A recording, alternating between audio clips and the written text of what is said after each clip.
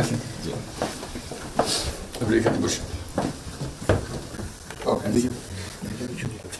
লন্ডনের প্রধান উপদেষ্টা ডাক্তার মোহাম্মদ ইউনূসের সঙ্গে বিএনপির ভারপ্রাপ্ত চেয়ারম্যান তারেক রহমানের বৈঠক নিয়ে উপদেষ্টা পরিষদ সন্তুষ্ট বলে জানিয়েছেন পরিবেশ, বন ও জলবায়ু উপদেষ্টা সৈয়দা রিজওয়ানা হাসান। রোববার ঈদের ছুটি শেষে সচিবালয়ে প্রথম কার্যদিবসে যোগ দিয়ে সাংবাদিকদের সঙ্গে আলাপকালে তিনি এই মন্তব্য করেন। এ সময় তিনি বলেন, যে কোনো ধরনের সমস্যাই সংলাপের মধ্য দিয়ে সমাধান হয়। প্রধান উপদেষ্টা এবং তারেক রহমানের বৈঠক নিয়ে উপদেষ্টা পরিষদ সন্তুষ্ট। কোনো রাজনৈতিক দলের এ বিষয়ে কিছু বলার থাকলে সেটা প্রধান উপদেষ্টার সঙ্গে বলতে হবে।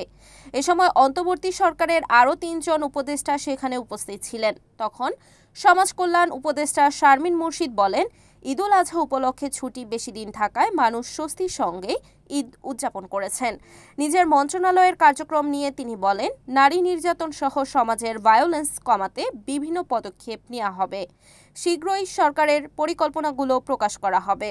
অন্যদিকে মৎস্য প্রাণী সম্পদ উপদেষ্টা ফরিদা আক্তার বলেন, পর্যাপ্ত দেশীয় গরু দিয়েই কোরবানি হয়েছে। এবার যত সংখ্যক কোরবানি হয়েছে তার চেয়ে অনেক বেশি পশু প্রস্তুত ছিল। তবে এবছর বেশি দামের গরু কোরবানি হয়নি, অর্থাৎ রাজনৈতিক কোরবানি কম হয়েছে।